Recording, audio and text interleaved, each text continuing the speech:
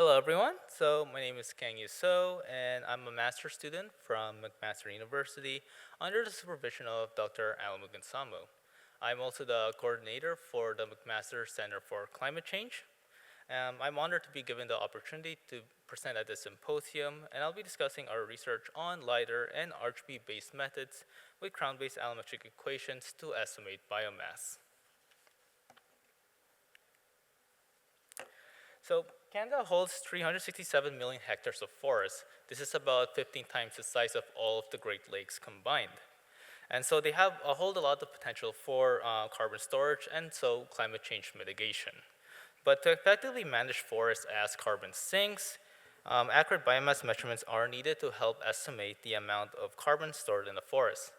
Traditionally, biomass estimation involves field measurements of tree height and diameter at breast height, which I'll refer to as dBH.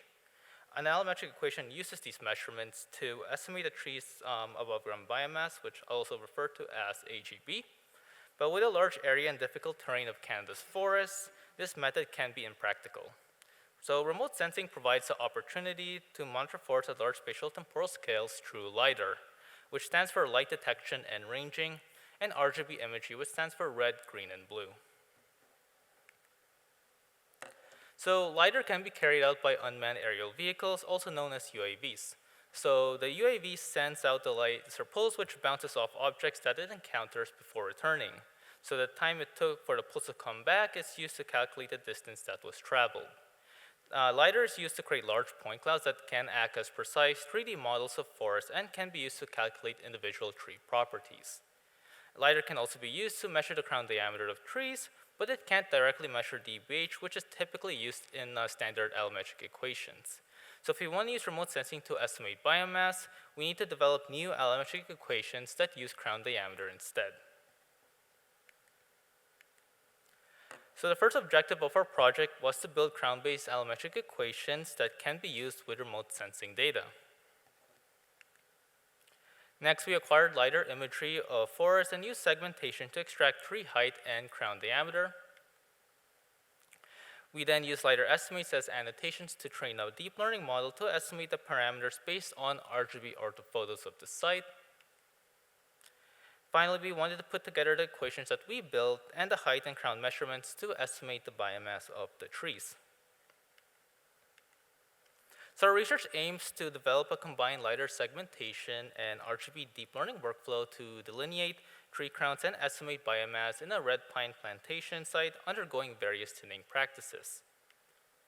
We hypothesized that the biomass estimates derived from LIDAR segmentation and RGB predictions of the tree height and crown size will be as accurate as those derived from in situ or also measurements, also known as field measurements. So to create our equations, we obtained measurements from a global tree database called Tallow. And we used it to run a linear regression on the crown and dBH data for each species to obtain equations that predict dBH from crown diameter. So then we used the published dBH-based equations for Canadian trees and substituted these linear regression equations for dBH so that crown diameter can be used to calculate biomass. So our study site is a red pine plantation near Lake Erie that was divided into 14 plots with different stand densities and tree clumping due to a thinning treatment. So this site is around 14 hectares in area. And so we collected LIDAR and RGB data for the leaf on and leaf off seasons, as well as height, dBH, and crown diameter measurements for 72 of the trees for validation. So we created a canopy height model using the LIDAR point cloud, and this model records the height of anything above the ground, including the trees. We then use local maximum filtering to detect treetops. So window is passed through each point in the model and finds a point with the largest height. From this, we get the location and height of the trees in the study site, which are then used in a segmentation algorithm that inverts the model and fills in the resulting holes, which delineates their crowns and allows crown diameter to be obtained. Next, we extracted spatial subsets of the LIDAR-based tree height and crown diameter estimates for each plot. These estimates are converted into annotations to train a deep learning model using our RGB or photos to output bounding boxes with the estimated tree heights and the crown diameter. So to obtain biomass, we use the height and crown diameter measurements and estimates from LIDAR and RGB and input them into our crown-based allometric equations in order to calculate the biomass. So moving back to LIDAR, these are the results of the tree crown and height measurements. So the scatter plot graphs here plot the measured validation values on the x-axis and the predicted values on the y-axis. And so the y equals x diagonal line indicates an exact match. So we were able to match 67 of the 72 trees with estimates from the LIDAR data. In terms of crown diameter, we yielded an adjusted R-squared value of 0.27 and a relative root mean squared error of 24.58%, which I'll refer to as relative RMSE. So in terms of tree height, we yielded an R-squared value of 0.48 and a relative RMSE of 13.48%. So both graphs indicate that the segmentation and detection process can still be improved upon, possibly due to GPS error, which impacts unsupervised segmentation methods like the one used in the study. The performance of crown diameter and height estimations is reflected on the graph on the right here, comparing the x-axis biomass that was calculated using the measured dPH with the biomass calculated using estimated crown diameter on the y-axis. So the R-squared value is 0.26 and a relative RMSE is 28.7%, 70%. So moving on to RGB, only 41 samples were matched with the previous predictions due to the lesser area covered by RGB orthophotos. So in this case, only 50 of the trees were validated in the same area. So they were able to match 41 out of 50 trees. But the performance of crown diameter and height estimations based on RGB are stronger than the ones from LIDAR. So in terms of crown diameter, we yielded an adjusted R-squared value of 0.73 and a relative RMSE of 9.14%. In terms of tree height, we yielded an R-squared value of 0.68 and an RMSE of 12.90%. And so the R-squared for both graphs indicate a greater accuracy and lower error compared to the results from LIDAR. For biomass, the R-squared value is 0.52, which is higher than the 0.26 observed in the LIDAR estimates, and the error is lower at 30.07%. We can also see that the graphs for height and estimated biomass for RGB tend to overestimate compared to the actual validated measurements. And this is unlike LIDAR, which can differentiate treetops based on local maximum filtering. For RGB, it can be difficult to predict where a canopy ends in a forest that is dominated by one species, such as our site. So there's a lot more overlapping of predictions.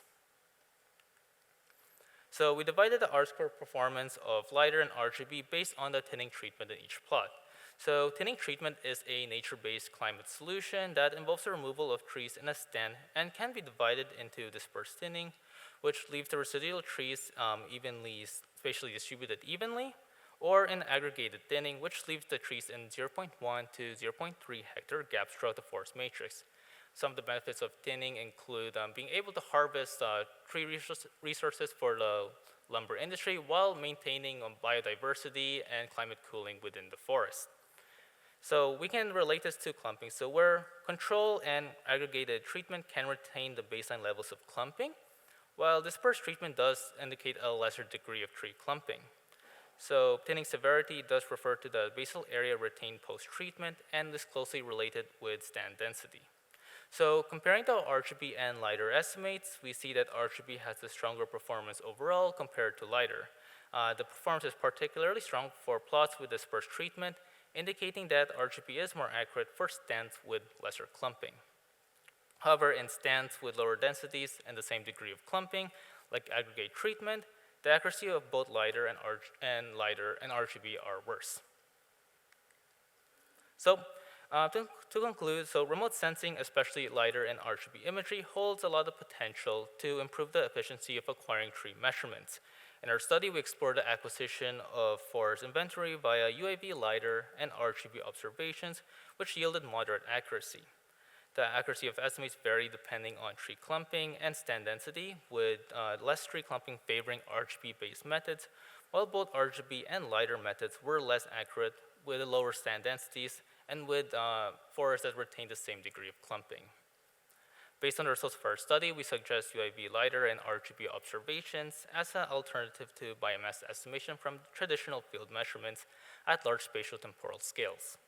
We also encourage further studies using a larger ground validation dataset with more detailed species classification, and this will allow for better location accuracy and more site-specific data to be used to build our equations. Species classification can also be used to extend the biomass estimations to all trees in a variety of sites, not just the ones that were used in our study. So thank you for listening to our presentation. If there's any questions for me, feel free to ask.